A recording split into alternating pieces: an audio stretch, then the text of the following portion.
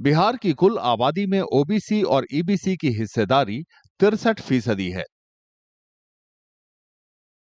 सोमवार को जारी राज्य के जाति सर्वेक्षण के नतीजे में यह खुलासा हुआ।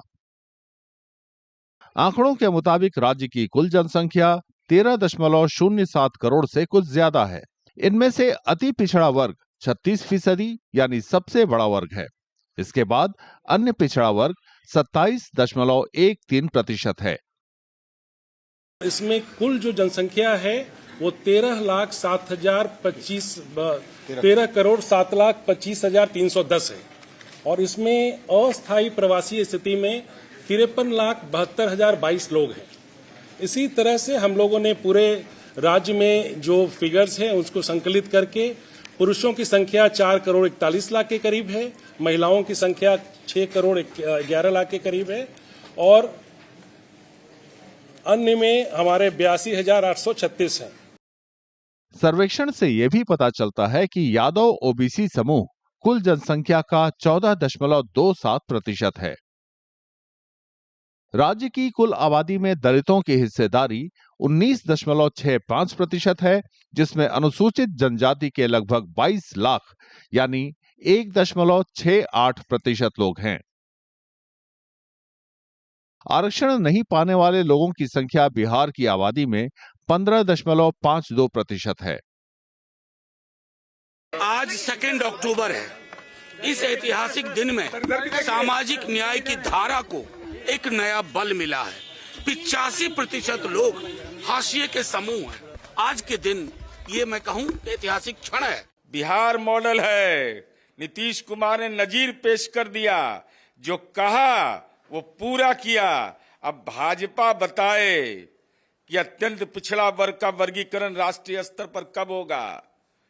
दलितों का जो सामाजिक आर्थिक हालात है उसमें बदलाव होगा कि नहीं। जाति जनगणना पूरे देश में होनी चाहिए, लेकिन क्योंकि मोदी जी और भारतीय जनता पार्टी अपने मूल में, अपने मूल सिद्धांतों में, अपने मूल विचारों में पिछड़ों, दलितों, शोषितों, वंचितों के विरोधी हैं, तो इसलिए ये जाति जनगणना से भाग रहे हैं। अगर आप समाज के अनुसूचित जाति, अनुसूचित जनजाति, पिछड़े वर्ग और अल्पसंख्यक समुदाय के साथ न्याय करना चाहते हैं तो पूरे देश में उनकी संख्या कितनी है ये जानना बहुत जरूरी है। मुख्यमंत्री नीतीश कुमार ने जातीय सर्वेक्षण करने वाले अधिकारियों की टीम की तारीफ की। अब बढ़ करके बढ़ा है ना, देखिए ना फिगर, उनको भी फायदा है तो बाकी सबको लाभ मिले। किस तरह का लाभ मिलेगा? अरे इसी तरह कल सबके मीटिंग में एक एक बात को रख देगा और उसके बाद सब लोगों का राय लेकर के और सरकार की तरफ से जो जरूरी होगा आगे कदम उठाएंगे। अब हम लोगों का लड़ाई रहा है सामाजिक न्याय का और जो दौर है आर्थिक न्याय का। जो कमजोर लोग हैं उनको मुख्य धारा में लाने का। तो सरकार की यही कोशिश होगी, यही प्लानिंग होगी कि जो साइंटिफिक जो डेटा मिला है उसी हिसाब से हम कल्याणकारी योजनाएं, जो लोग गरीब हैं, जो जातियां गरीब हैं, हालांकि गरीबी हर जातियों में है, तो उनके लिए जो है विशेष योजना जो है हम लोग बना करके लोगों को लाभ पहुंचाने का काम करें। बिहार सरकार ने पिछले साल सर्वेक्षण का आदेश दिया था। तब केंद्र की मोदी सरकार ने यह साफ कर दिया था कि वो जनगणना में एससी और एसटी के अलावा दूसरी जातियों की गिनती नहीं कर पाएगी। ये जनगणना बिहार की जनता में, गरीबों में भ्रम फैलाने के सिवा कुछ नहीं है।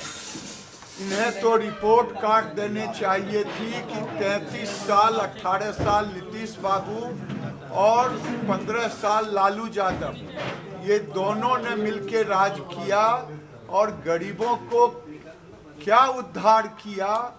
राज्य कैबिनेट ने पिछले साल 2 जून को जाति सर्वेक्षण कराने को मंजूरी दी थी। इसके लिए 500 करोड़ रुपए का बजट भी आवंटित किया गया था।